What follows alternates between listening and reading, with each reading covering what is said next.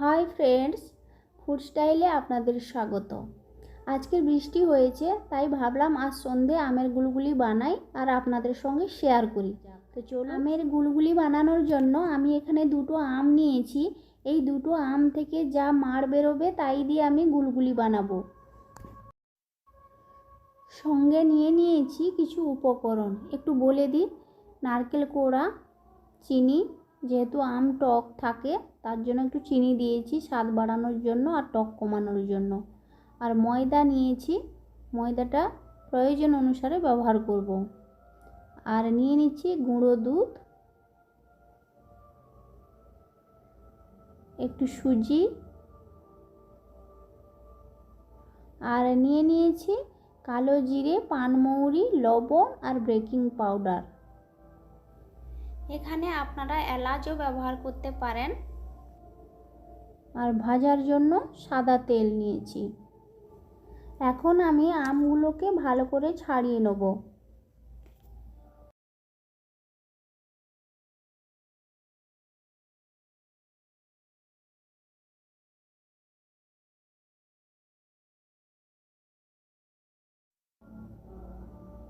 আমগুলো ছাড়ানো হয়ে গেছে, এবার আমগুলোকে চটকে আমের মাড়গুলো বের করে নেব। অনেক আম রয়েছে যে আমগুলোর মধ্যে লোম থাকে, তো সেগুলোকে ছেঁকে পরিষ্কার করে নিতে হবে।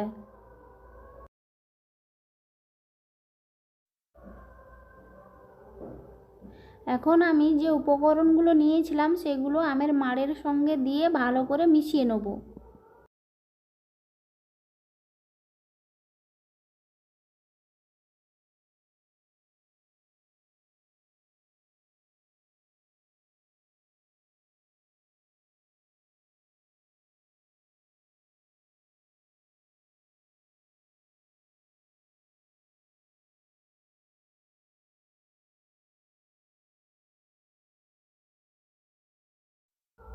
এবার এই আমের ব্যাটারটাকে 10 মিনিট ধরে ফেটাতে হবে। যত ভালো ফেটানো হবে আমের গুলগুলিগুলো তত ভালো ফুলবে।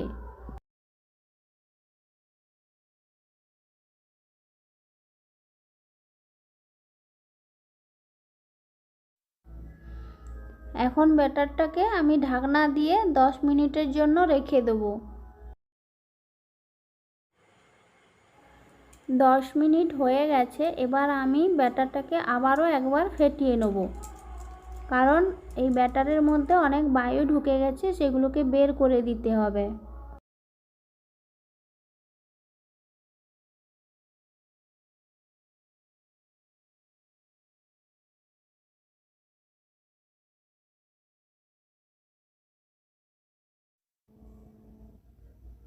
ব্যাটারের ফোঁটা গোল হয়ে পড়ছে, তার মানে ব্যাটারটা ভালোভাবে ফেটানো হয়ে গেছে।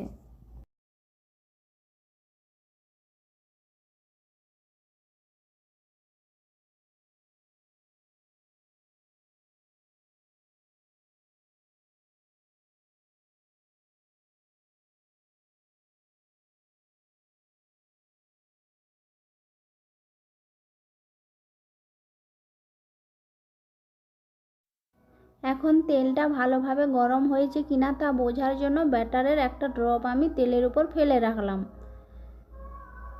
এবার ব্যাটারের ড্রপটা তেলের উপর ভেসে উঠেছে, তার মানে তেলটা ভালোভাবে গরম হয়েছে। এখন আমি একের পর এক ব্যাটারের ড্রপগুলো ছেড়ে দেবো।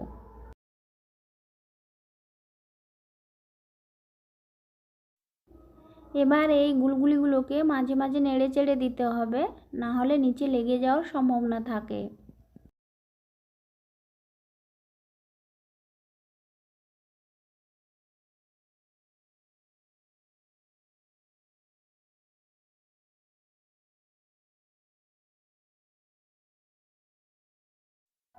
এখন গুলগুলিগুলোকে আমি লাল লাল করে ভেজে নিয়েছি। আপনারা আপনাদের পছন্দ মতো ভেজে নেবেন। বন্ধুরা, আপনারা অনেক ধরনের গুলগুলি খেয়েছেন বা বানাতে পারেন, তবে আমার মনে হয় আপনারা কোনো দিন এই আমের গুলগুলি খাননি। তো আপনারা একবার বাড়িতে বানিয়ে খাবেন। যদি ভালো লাগে প্লিজ কমেন্ট করতে ভুলবেন না। এখন বাজারে সবে আম উঠতে শুরু করেছে আর আমের দামও প্রচুর।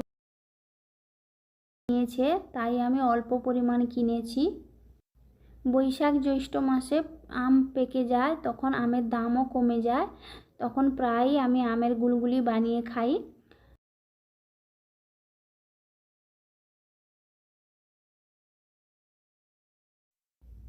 এই সময় আমার আমের গুলগুলি রেসিপি শেয়ার করার একটাই কারণ যে আমি তো প্রায় বাড়িতে বানিয়ে খাই, তো এখন যদি আমি ভিডিওটা শেয়ার করতে পারি তাহলে আমের যখন সিজন আসবে তখন আমার প্রিয় ইউটিউব দর্শক বন্ধুরা আমের গুলগুলি বানিয়ে খেতে পারবেন।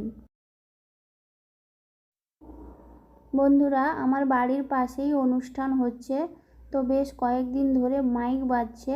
আমি বুঝতে পেরেছি আপনাদের এই ভিডিওটা শোনার খুব অসুবিধে হচ্ছে, তো বন্ধুরা আমি অনুরোধ করব আপনারা এই ভিডিওটি একটু কষ্ট করে শুনে নেবেন, আর এই অসুবিধের জন্য আমি আপনাদের কাছে ক্ষমা প্রার্থী।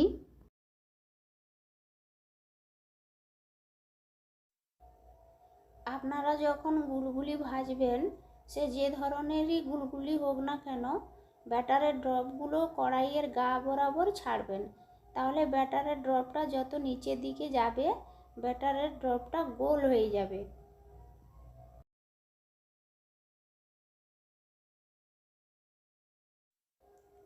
বন্ধুরা দেখতে পাচ্ছেন আমের গুলগুলিগুলো কত বড় বড় হয়েছে। ভালো করে আমের ব্যাটারটা ফেটানো হয়েছে, আর তার সঙ্গে 1 চিমটি বেকিং পাউডারও দেওয়া আছে বলে।